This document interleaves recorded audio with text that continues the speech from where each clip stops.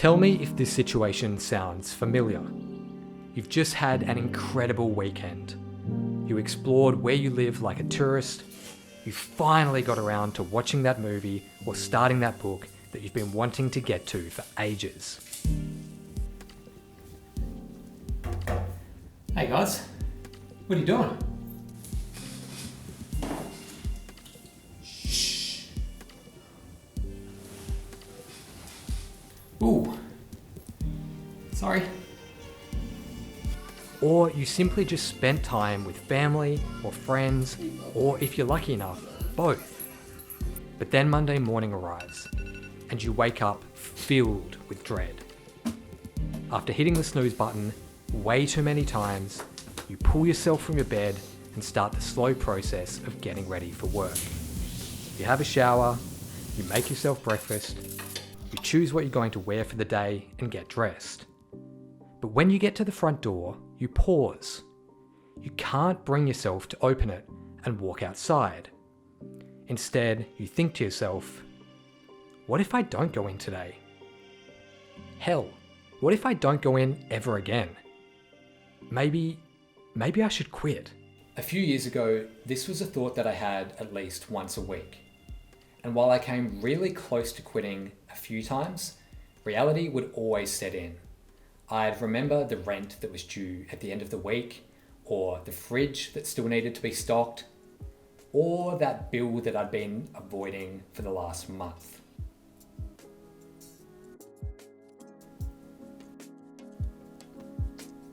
I just don't know why, that's all. I just don't know why. I need to go. I'm running away because stay away from me!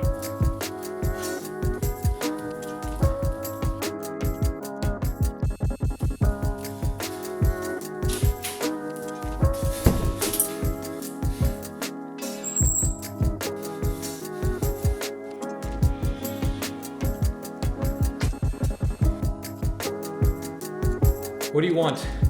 What do you want from me? Oh yeah. Sorry, I forgot about that. Do you take cash?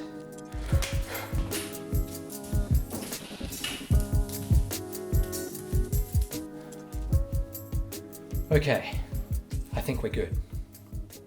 So, while I might have been ready to quit my job, my lifestyle definitely wasn't ready for such a big change, and it remained that way until June of last year.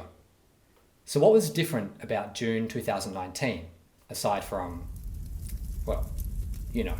For me, it was the first time in my life that I'd saved a considerable amount of money.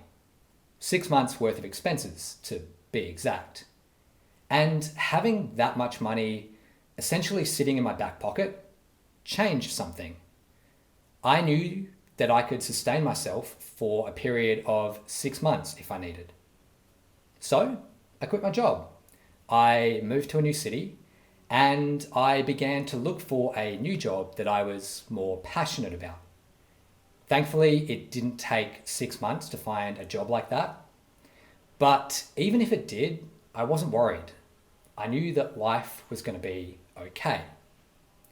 This was basically my first step towards financial independence, and it taught me a really valuable lesson about the importance of having a strong emergency fund at the ready at all times. I was again reminded of this lesson only earlier this year when, So, how did I build my emergency fund? Where did I start? And more importantly, where should you start? To do this effectively, you need to get your expenses significantly lower than your income. There are essentially 2 ways to do this. And I'm not going to lie to you, it's hard. It's not normal. It's not what we're taught is normal. Your friends are going to think you're weird. Your family are definitely going to think you're weird. There are going to be times where you get frustrated, where you go backwards, or where you just completely give up. But I promise you, when it's all said and done, it's going to be one of the most rewarding things you've ever done in your life. So the first step to building your emergency fund and eventually your wealth is to reduce your expenses. The best way you can do this is to get rid of your personal debt. Now, let me be clear. We're talking credit cards, we're talking car loans, we're talking personal loans. This kind of debt is butchering your financial goals. A home loan or a HEX debt or a HELP debt, that's a student loan for any American that might be watching, are a different kettle of fish and something that we'll cover another day. Now, what I'm going to say next may sound counterproductive given the thesis of this video. But if you're paying off personal debt, you don't need a big emergency fund. Let me repeat that. If you're paying off this kind of debt, you don't need to be saving money. There's a few reasons for this.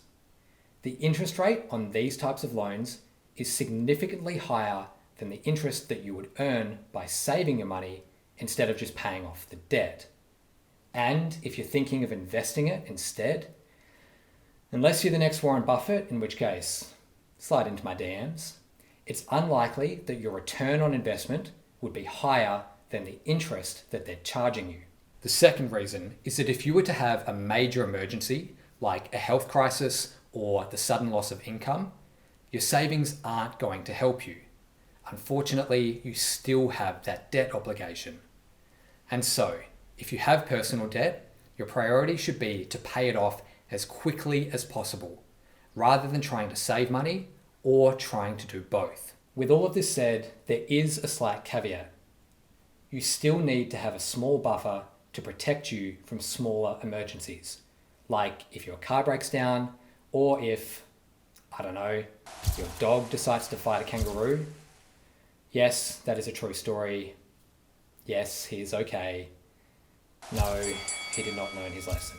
Having a small buffer will prevent you from taking a step backwards, like taking on more debt, when the inevitable in life happens, like, by paying off your personal debt, you immediately have more disposable income. You've essentially just given yourself a pay rise. It's pretty cool. Whatever you are spending on your loan each month now stays in your pocket. So, how should you celebrate this momentous occasion and recognize all the hard work that's gone into paying these loans off? Unfortunately, with more hard work. You see, whatever you are spending on paying off these loans each month is now going to be directed straight into your savings account to build up your emergency fund. But here's the difference. This time around, instead of paying off a bank or a credit union, you're paying yourself and safeguarding your financial future. But what happens if you've paid off your debts and are still struggling to save money or build an emergency fund? Well, it might be time to look at earning some extra income. And I know what you must be thinking. How the fuck do I do that? Well, let's go through some options. Ask for a pay rise. Each year, the vast majority of us undergo a performance review as part of our job. If you're anything like me, you start preparing for this only days, if not hours beforehand. Don't do this. Instead, start to plan out what you're going to say and how you're going to start planting the seeds to eventually negotiate a pay rise. The Barefoot Investor has a great chapter on this, but I'll do my best to summarize. First of all, make a commitment to being the best at your job, or at least to be better. And no, this doesn't mean you need to be working every waking minute of your life. You also don't need to be some kind of super genius or some kind of otherworldly innovator. You just need to be committed to the value that you're bringing. Do your homework. Have a look over your job description. How do you contribute to the business or the organization? What fundamental tasks are you responsible for? Are there any ambitious goals that you can set to each of those tasks? If so, commit to achieving them over the next 12 months. Take control of the performance review. Present your list of prioritized tasks and goals to your boss and ask for open and honest feedback. Take notes on what they say and, over the next 12 months, devote some time every day to accomplish those goals. Put notes in your diary, set little reminders for yourself on your phone, whatever you need to do to get it done. Lastly, casually follow up with your boss over the next 12 months. The key word here is casual. You want to show them the progress that you've made in a way that makes you seem, to quote Barefoot, hungry yet humble. Let them know that you're capable and ready for more responsibility, as well as more compensation. If you don't think you can do this, which is totally fine by the way, it can be extremely daunting.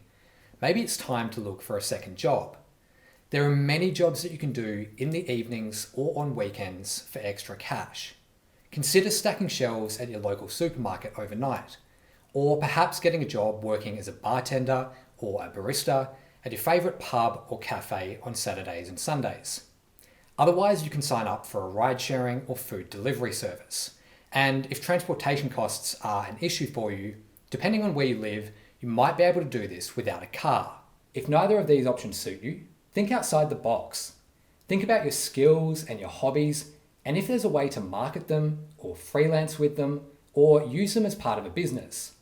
For example, a friend of mine recently took his love for music production online and now sells his beats to people all over the world. Another friend of mine took his passion for woodworking and handcrafting things that he found cool, and that's now his full-time job.